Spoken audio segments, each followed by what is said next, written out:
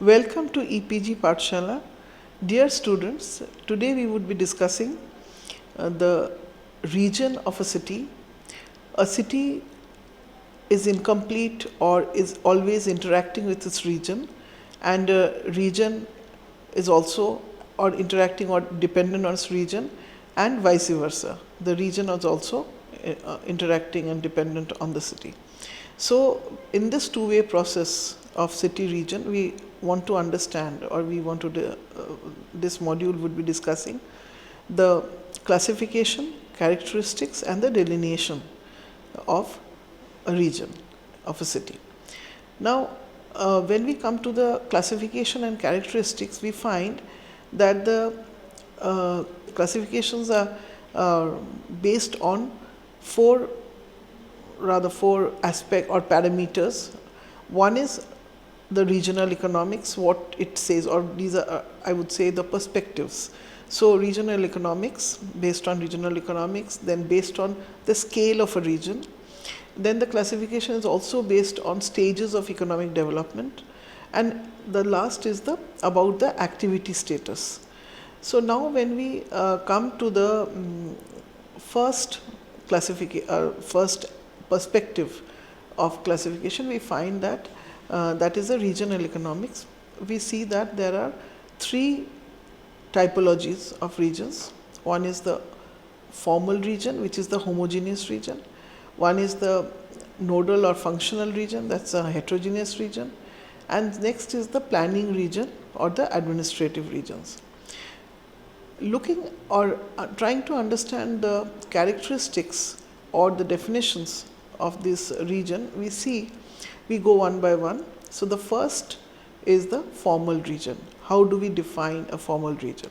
So a formal region is similar, that means it is homogeneous based on various characteristics.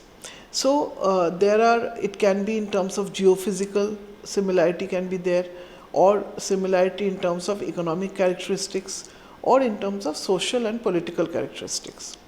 Now when we look at we can also define it as an area inhabited by people who have one or more characteristics in common.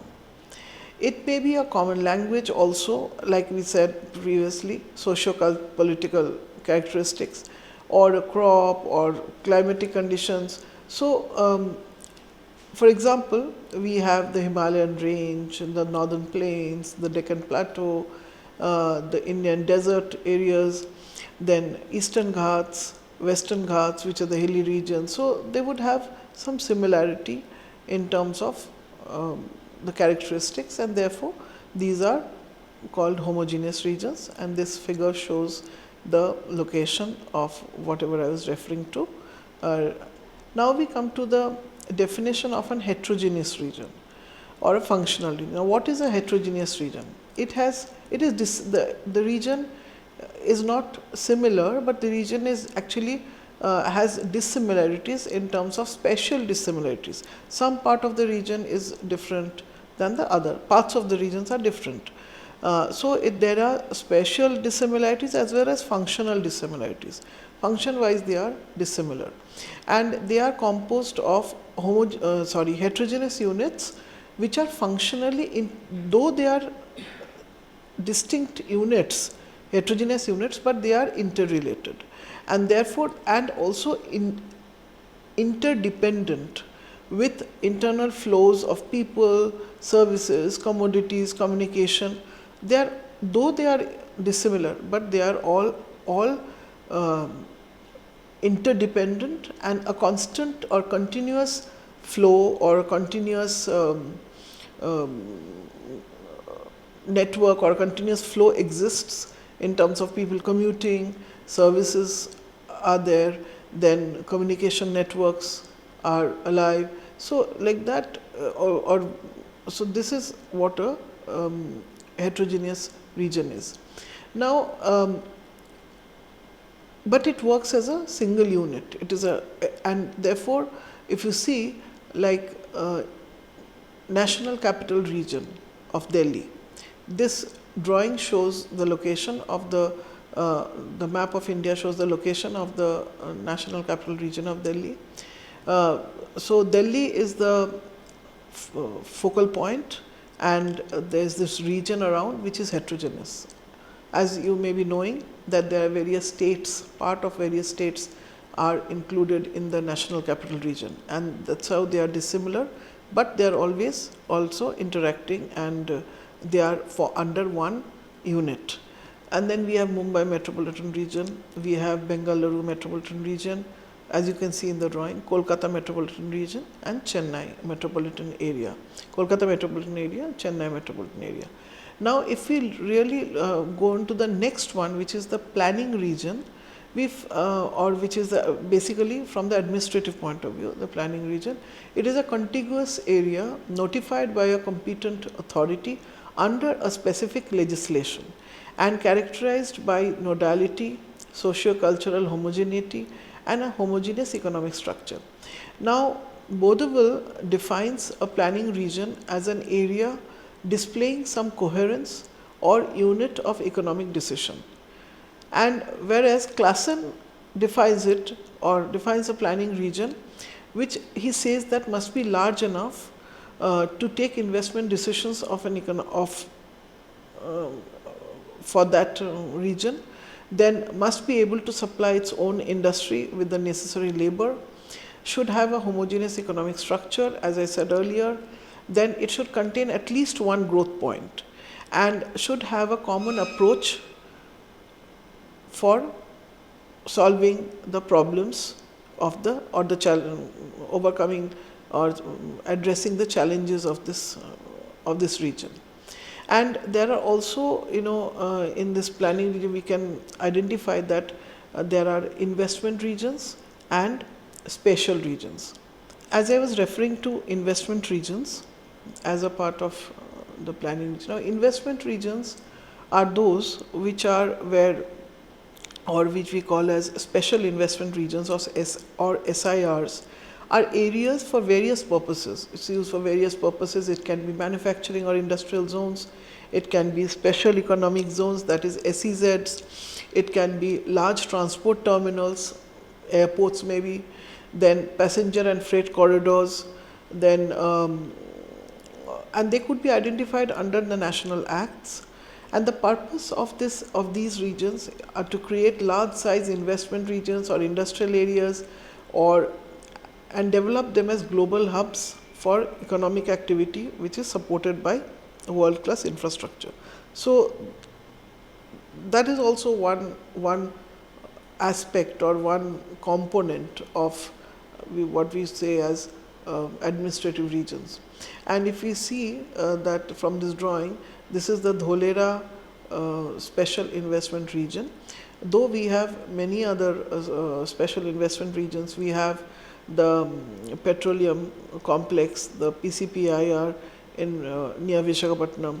We have the Hazira SIR.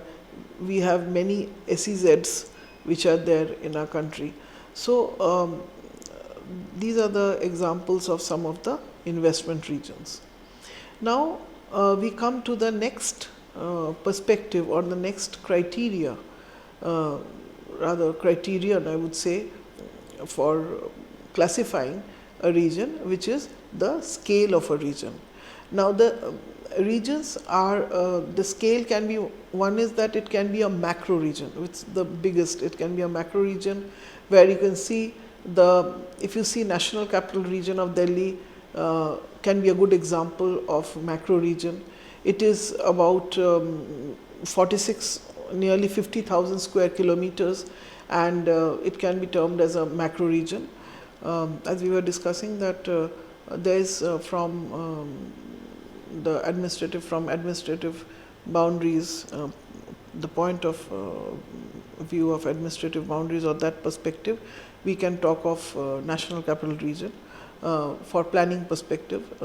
But from if we look at the agroclimatic zones, from the point of view of agroclimatic zones, India has about 15 agroclimatic zones, and as you can see in the drawing, all those agroclimatic zones are mapped. from western Himalayan region to eastern Himalaya, all the Himalayan region, then the Gangetic Plain region, then the eastern plateau and hills, then eastern coastal plains and hills, then the dry region of the west. So like that, there are about 15 agroclimatic zones, so they can also be called as macro regions. So now we come to the meso. The meso is the next, as I said, we come down the hierarchy to the next level, that is, which is, if we define mesoregion, we find that it is the subdivision of a state. In terms of the macro was a state or more than one state. But then in meso we find that it is a subdivision of a state, so comprising of several districts, and then with some identifiable affinity, and can also become a nodal region, provided the combined micro regions or parts thereof are developed in a complementary manner. So it can be either a cultural or administrative region, a homogeneous physical region, or a nodal region. And we can see that this meso region is Bangalore. Like we said earlier, Bangalore is Bengaluru, which I earlier referred to, is one of the examples of a meso region. And the next we come down the scale, that is the next order or hierarchical in the hierarchy is the micro region. Now micro region we come down to the district level. So it is either the district, that is the lowest territorial unit of planning for regions. It is viable for plan formulation, implementation and monitoring, and it has a compact administration. And so we have a district or as the odd subdivision of the district, which can be, but district is generally for regional level, districts are considered as the viable unit for planning. And in India, the micro regions, mainly, for example, the Kamrup region in Assam and Nainital region in Uttarakhand, all these have we can say that yes, they are the examples of micro regions. We come to now the micro minor regions. So this is a subdivision of a district, that is, it can be a block level or a taluka level or a tehsil level, depending upon which part of the country we have our different levels. Terminologies, somewhere it is block, somewhere it is tehsil, somewhere it's taluka. So and it is associated with grassroots planning, also viable. This unit is viable for plan formulation, implementation and monitoring. And there are various block level plans in our country in various regions. So every region can have a block level and block level plans are formulated and for regional development, for balanced regional development. Our next criteria for classifying the region is stages of economic development. So either it can be a developed region, or it can be classified into two parts. One is it can be a developed region and it can be a backward region. So regions can be classified under these two heads. So now what is a developed region? A developed regions are those which have a high rate of accretion in goods and services, and their share of in the GDP of the country is high, relatively higher, and it has also overcome and addressed the challenges which are there in development of the region. For example, this map shows, as you can see, the National Capital Region, the Mumbai Metropolitan Region. They are all developed regions, and these are basically, these examples are all Indian examples. So there are other examples also, uh, which are global examples, but basically we have focused or concentrated on Indian examples. Now what are backward regions? The backward regions are characterized by low levels of employment or per capita income, then low levels of urbanization and industrialization, lack of infrastructure facilities, adverse geoclimatic conditions, then low investment rate, low literacy level or skill of the population. And as we can see, the Raghuram Rajan panel report on state backwardness in 2013, we find that Odisha, Bihar, Madhya Pradesh, uh, in the drawing also, in the map also you can see that Orissa, Bihar, Madhya Pradesh, Chhattisgarh, Jharkhand, Arunachal Pradesh, Assam, that is our north, and Meghalaya are not part of the northeastern states. And then one of the northeastern states rather, Uttar Pradesh, Rajasthan. So they are stated as backward. Also Lakshadweep and Andaman and Nicobar Islands. Our last criteria for classifying the regions are the activity status. What is the activity status of these regions? So based on the activities, as we said, the activity status, based on the activities, the regions can be classified into either a mineral based region or a manufacturing region, or a cultural region. So now what is a mineral based region? A mineral regions are characterized by rich mineral resources, and they have potential of mineral exploitation. It can promote development in the surrounding regions also due to this presence of minerals. Then these regions also require long-term planning for sustainable development after extraction is no longer a profitable activity. And as you can see, the Raniganj Jharia belt, that is a coal belt, or the Bastar district of Madhya Pradesh, or generally the minerals are located in where the minerals are found where in those areas which are rich in forest reserves also. So forest resources also, you can find that the forest map and the mineral resource map are sometimes are sort of coterminous, and large forest areas also we'll find that there are minerals. So mineral region is that, and now we go to the manufacturing regions, which is talking of so regions which become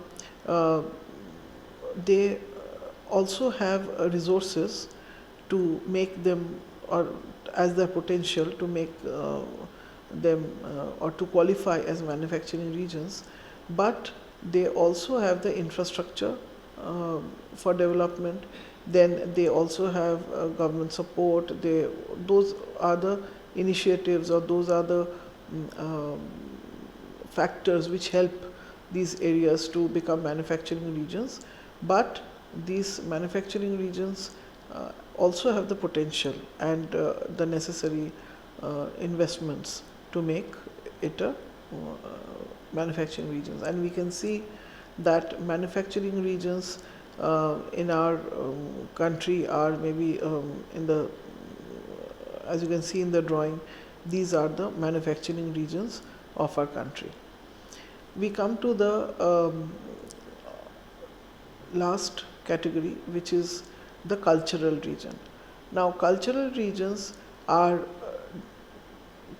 characterized by or demarcated on the basis of language and culture primarily, and there is this for example, the South Andaman Islands, there is the Jarawas tribe, or there is this Bodo territorial districts, or so therefore there are certain part of the northeast states which can be also, can also be identified as the cultural regions. Or so therefore any region which is homogeneous in terms of cultural, or not homogeneous, rather which is rich in in culture is can be identified as a cultural region. Our next part or the learning objectives of our of this module is the delineation of a city region. Now the delineation, how do we delineate this region? How do we, though we know that district can be enumerated, but there can be the region is not necessarily restricted to an administrative boundary. It also depends upon the natural features and the connectivity and maybe the river channels, the railway line. So therefore there are various aspects on which, factors on which one can delineate, delineate a region, not necessarily as the administrative boundary. So we see here that the National Resources Committee in 1935 said that regional planning should confine itself to dealing with the physical resources and equipment out of which socio-economic progress arises. So therefore, regional planning had two main foci of interest, that is physical resources and their development. And if we see for us, this region, as I was mentioning before, the development objectives of any region are mainly socio-economic development, and at the same time we should have environmental conservation. Now what are the variables for delineation, as I was referring to earlier? What are the how do we delineate a region? We find that for a formal region we have land use characteristics, demographic characteristics, transport infrastructure, social service, public utilities, the functional region we see there's dominance is one of the aspects, cluster of services, hierarchical level of the city. So these are the I would say the criteria or the variables for delineation.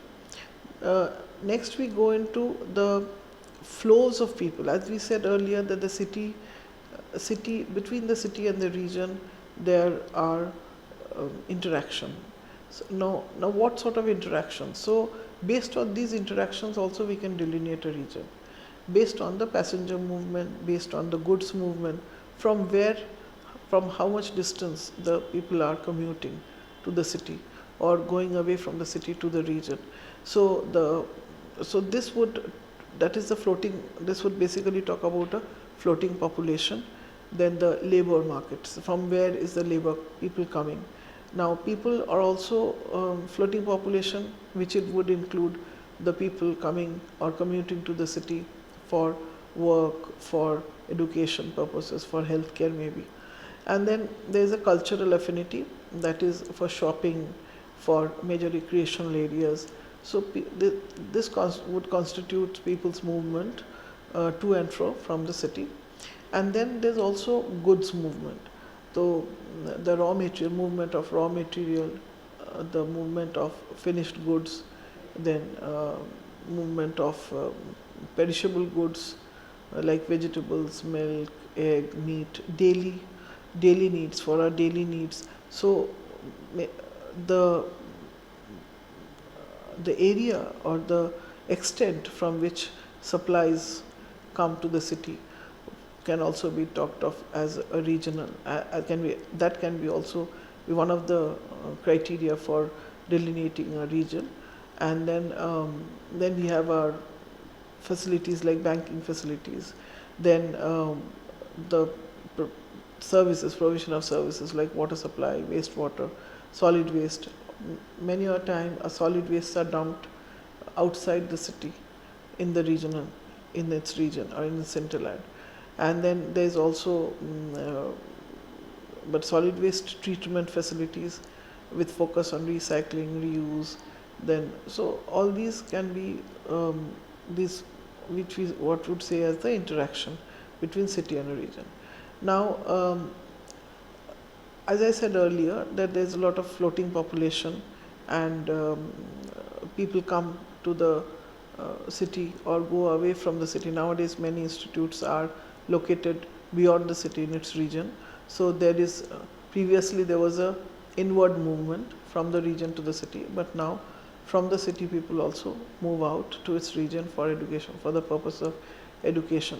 So therefore, there's location of as I said, it reflects in the location of institutes, movement of students, scholars, and then there are also this I would say another parameter for delineation would be the environmental aspects, which because we said that environmental conservation was also a part of regional development or planning. So the purpose of regional development. So we identify the the environmental resources, the watershed areas, maybe if it's a hill area or if it's where there's a lot of water bodies, water channels. I try to identify the catchment areas, and therefore we see that there are a lot of aspects which go as environmental parameters into that means the landform, the soil cover, then the geology, or as I said, water bodies, then the forest covers, buffer areas. All these can be aspects on which we identify the region and we delineate the region. Going ahead with the other aspects, that is the population growth rate, the percentage of urban population to total population, the migration characteristics, all these are also one of the aspect or a few of the points which need to be considered as a part of socioeconomic as a rather an objective for socioeconomic development. So we consider it when we try to delineate a region, that what is happening in the region in terms of demographical aspects and in terms of social aspects, in terms of economic aspects. For example, how is the trade happening, wholesale trade, or what are the major existing developments, what are the investment proposals, then what is the percentage of non-agriculture workers to total workers, what is the land ownership like, what is the land utilization like. So all this we generally consider when we when we try to delineate the region. And now what is the process of how do we till now we were talking of the aspects we consider while delineating a region, but let us understand the process of delineation of the region. Now what is the process? How do we go about it? So the first is that we have to have a profile of the region. As I said, all these aspects which have been earlier discussed, which I was just referring to, so that gives us a profile of the region and an analysis of the region. For example, so we identify and map the influence zone around corridors, nodes, priority areas, so counter magnets. So what is happening in the region, and what is the region all about? What are the characteristics of the region, status of the region? That has to be analyzed, or that has to be understood in terms of maybe socioeconomic development, in terms of environmental resources, in terms of infrastructure, in terms of demographical characteristics. So all that one has to understand before we go about. Then our next step is doing a land suitability. Which parts of the region are suitable for development? Not the entire region may not be suitable for development. We require to conserve also. So which of these lands are suitable for conservation? Which of the lands suitable for development? So that is our next stage, and that one can only do when we have the characteristics of the region, or the profile of the region, or the database of the region. Then we analyze the potentials and opportunities for development. What sort of potentials and opportunities we have based on the available resources for development. And then we work out the policies, plans, and what are the basically the policies relating to land use, economic development, transportation, all the sectoral policies basically, and then administration, law and order, housing and shelter, as I said, environmental protection of environmental sensitive areas. So all that. So what are the policies and plans? And then we also should. I mean, that's the process, is that we have to also think about the spatial investment plans. That means investments have to be thought of not in terms of money alone, that how many crores of 1,000 crores of rupees are to be spent, but where in the region it has to be spent. So the spatial connotation of investments have to be there, have to be understood, or have to be planned for. And also the institutional framework, that means what would be the governance mechanism in terms of roles and responsibilities of various stakeholders, fund flows mechanisms, monitoring systems, social audits. So this is how a regional development or a regional plan, or we would say the process of any regional development should go about. And then there are various methods, analytical methods. For example, the weighted index method, which determines a homogeneous region without deviations, without variations. And then there is a flow analysis method, and then there is a gravitational analysis method. So the approach in this method of the weighted index number method is talking of identification of the criteria, such as maybe literacy rate, maybe land form. So it can be demographic, it can be environmental, but the aspects can be taken depending upon the context, or depending upon the typology of, or the type of setting, or the depending, as I said, depending upon the context. Is it a hilly area, or is it a coastal area?